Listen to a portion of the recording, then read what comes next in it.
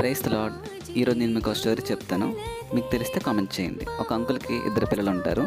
వాళ్ళలో చిన్నోడు నా ఆస్తి నాకు కావాలి, నేను నా లైఫ్ని ఎంజాయ్ చేయాలని అడుగుతాడు. అప్పుడు తన తండ్రి తనకి ఇవ్వాల్సిన ఆస్తిని ఇస్తాడు. ఈ లోకంలో ఆ చిన్నోడు బాగా తిరిగి తన ఆస్తిని అంతా కోల్పోయి ఫ్రెండ్స్ ద్వారా కూడా అసహించబడి తోలనగా చూడబడతాడు. అప్పుడు నా తండ్రి దగ్గరికి వెళ్తే మళ్ళీ నా తండ్రి నన్ను చేర్చుకుంటాడేమో, ఈ ఆకలికి నేను పందులు పుట్టి తినాల్సి వస్తుంది, నా తండ్రి ఇంట్లో ఉన్న పని మనుషులు కూడా మంచి ఆహారం తింటారు కదా అని ఆలోచిస్తూ భయపడుతూ వెళ్తుంటాడు. కానీ తన తండ్రి కొంత దూరంలో తనను చూసి తనని పరిగెట్టుకుంటూ వెళ్ళి హత్తుకుంటాడు.